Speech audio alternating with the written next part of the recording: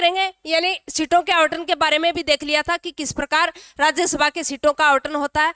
अब हम चर्चा करेंगे राज्यसभा के पदाधिकारियों के बारे में। किसके बारे में? राज्यसभा के पदाधिकारियों के बारे में बात करते हैं। तो पदाधिकारी में सबसे पहले यानी जो सभापति व उपसभापति है उसका वर्णन संविधान के आर्टिकल 89 में इसका वर्णन मिलता है। उपसभापति व सभापति का उल्लेख है वो भारत के संविधान के 89 में वर्णन मिलता है। सबसे पहले तो आपके ध्यान में यही होना चाहिए। अब अपन बात करेंगे, आपके दिमाग में आएगा कि फिर सभापति वो किस प्रकार चुने जाते हैं और उपसभापति है वो किस प्रकार चुने जाते हैं। तो साथियों ध्यान में रखना कि सभापति का चुनाव किसका चुनाव है? उपराष्ट्रपति का, यानी उपराष्ट्रपति ही सभापति होता है और सभापति ही उपराष्ट्रपति होता है।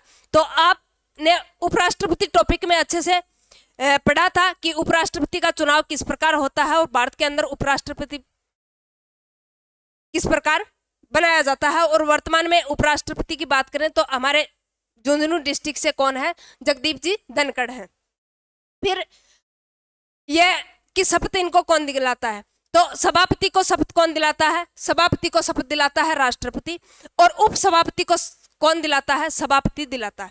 तो सभापति को राष्ट्रपति और उपसभापति को कौन दिलाता है? सभापति दिलाता है। चाहे आपको राष्ट्रपति यानी घुमा के क्वेश्चन पूछे तो उपराष्ट्रपति भी नाम दे सकता है। तो ये आपको अच्छे से ध्यान में रखना। अब आपके दिमाग में आएगा फिर त्यागपत्र। तो बात करें इनके त्यागपत्र की, तो सभापति अपना त्यागपत्र है वो राष्ट्रपति को देता है। क्या? सभापति अपना त्यागपत्र राष्ट्रपति को देता है और उपसभापति त्यागपत्र किसको देता है? सभापति को देता है। यह आपको अच्छे तरीके से ध्यान में रखना है। क्वेश्चन पूछा जा सकता है कि उपसभापति है वो अपना त्यागपत्र किसको देता है? तो राज्यसभा का उपसभापति त्यागपत्र किसको देता है? सभापति को देता है। अब अपन बात करें कि उपसभापति फर्स्ट सभापति कौन थे? राज्यसभा के फर्स्ट सभापति की बात करें तो डॉक्टर सर्वपल्ली राधाकृष्णन क्या थे? सभापति थे। अब अपन बात करते हैं फर्स्ट उपसभापति की। तो फर्स्ट उपसभापति कृष्णकांत मिश्र थे। कौन? कृष्ण मूर्ति राव कौन थे? उपसभापति थे। उपसभापति प्रथम तो कृष्ण मूर्ति राव। अब अपन बात करते हैं कि 1969 के अंदर यानी विपक्ष के रूप में नेता, जो विपक्ष का नेता होता है उसका पद का सृजन हुआ था। कब? 1969 में। और इनको स्थायी मान्यता कब दी गई? 1977 के अंदर। और विपक्ष का नेता एज ए कैबिनेट मंत्री होता है। क्या? एज ए कैबिनेट मंत्री का पद की योग्यता रखता है कौन? जो विपक्ष का नेता चुना जाता है। और स्थायी कब चुना गया था? 1977 के अंदर। और वो कौन थे? वो थे कमलनाथ त्रिपाठी। तो 1969 में विपक्ष का नेता कौन आया था? 1969 के अंदर श्यामानाथ मिश्र आए थे। और 1977 के अंदर स्थायी विपक्ष का नेता कौन आया था? कमलनाथ त्रिपाठी। यह आपको अच्छे तरीके से ध्यान में रखना। अब अपन बात करते हैं कि फर्स्ट राज्यसभा के सदन का नेता कौन था? राज्यसभा के सदन के नेता की बात करें तो कृष्णस्वामी अयंगर राज्यसभा का फर्स्ट सदन का नेता था। कौन? कृष्णस्वामी अयंगर। और महिला सभापति पूछे तो यानी महिला सभापति एक भी नहीं बनी आज तक। महिला सभापति नहीं बनी इसका मतलब यानी आज तक एक भी उपराष्ट्रपति महिला नहीं आई। उपराष्ट्रपति महिला नहीं बनी है आज तक एक भी। यह आपको ध्यान में रखना है। अब अपन बात करते हैं उपसभापति के सबसे लंबे कार्यकाल की। तो नजमा हेपतुल्ला का कार्यकाल है वो सबसे लंबा कार्यकाल रहा था। उपसभापति के रूप में फर्स्ट जो महिला आई थी उसका नाम था वायलेट अलवा। उपसभापति महिला पूछे तो वायलेट अलवा। सबसे लंबा कार्यकाल पूछे तो नजमा हेपतुल्ला का कार्यकाल सबसे लंबा कार्यकाल रहा था। पद पर रहते हुए मृत्यु सभापति के रूप में तो वो कौन थे? कृष्णकांत। कौन थे? कृष्णकांत। अब अपन बात करते हैं वर्तमान में उप सभापति की। तो वर्तमान में सभापति कौन है? जगदीप धनखड़। कौन? जगदीप धनखड़ है।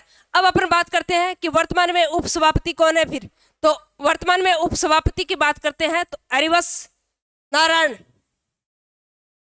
हरिवंश नारायण क्या है? उपसभापति है।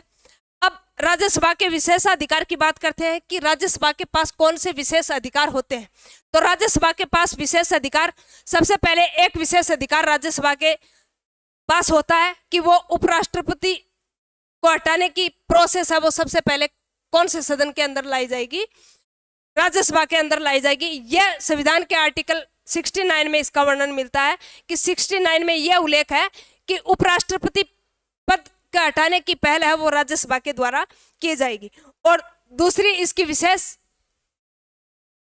अधिकार क्या प्राप्त है राज्यसभा को कि अगर कोई भी राज्य सूची का विषय हो, राज्य सूची का विषय अगर राष्ट्रीय महत्व का घोषित करना हो तो वो कौन करेगी? राज्यसभा करेगी। कौन करेगी? राज्यसभा करेगी।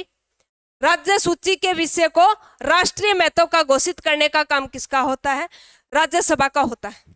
और यह वर्णन है वो संविधान के 249 यानी 249 में इसका वर्णन मिलता है कि राज्यसभा है वो राज्य सूची के विषय को राष्ट्रीय महत्व का विषय घोषित कर सकती है। और यह कानून है वो कब तक प्रभावी रहेगा? 1 वर्ष तक। आने वाले 1 वर्ष तक, यानी जब से यह राष्ट्रीय महत्व का विषय घोषित किया है, यानी यह प्रभावी रहेगा 1 वर्ष तक। कितने वर्ष तक? 1 वर्ष तक यह प्रभावी रहेगा। अब अपन बात करते हैं आर्टिकल 312 की। तो आर्टिकल 312 में अखिल सेवाओं का वर्णन मिलता है और भारत के मूल संविधान में सिर्फ और सिर्फ 2 सेवाओं का उल्लेख था, आईपीएस और आईएएस। किसका? आईपीएस और आईएएस का उल्लेख था भारत के संविधान के अंदर।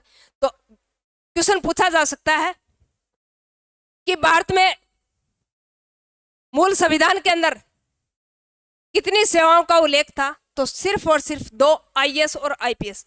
1966 के अंदर आईएफएस यानी भारतीय विदेश सेवा और जोड़ दी गई। तो वर्तमान में कितनी सेवाएं हैं? 3 सेवाएं हैं। और बात करें सिविल सेवा के जनक की, तो सिविल सेवा का जनक लॉर्ड कॉर्नवालिस को माना जाता है। किसको? लॉर्ड कॉर्नवालिस को माना जाता है। और भारतीय अखिल सेवा का जनक की बात करें तो भारतीय अखिल सेवा का जनक है वो सरदार पटेल को माना जाता है। अब कई लोग कहते हैं, कई लोग ऐसे कहते हैं कि सरदार पटेल तो पढ़े लिखे इंसान नहीं थे, अगर वो पढ़े लिखे होते तो फिर प्रधानमंत्री क्यों नहीं बना? सॉरी, पढ़े लिखे होते तो वो प्रधानमंत्री बनते। तो जो लोग ये कह रहे हैं उनके मुंह पे तमचा, यानी उनको यह बताना कि अखिल भारतीय सेवा का जनक भी किसको माना जाता है? सरदार पटेल को माना जाता है। वो बड़े पढ़े लिखे इंसान थे। तो अखिल भारतीय सेवाओं का जनक किसको माना जाता है? सरदार पटेल को माना जाता है। यह क्वेश्चन भी पूछा जा सकता है। अब अपन बात करते हैं कि अखिल भारतीय सेवा के लिए एक आयोग का गठन भी किया गया था और उस आयोग ने सिफारिश की थी कि अखिल भारतीय सेवाओं को समाप्त किया जाए। क्या? अखिल भारतीय सेवाओं को समाप्त करने का सुझाव दिया गया था।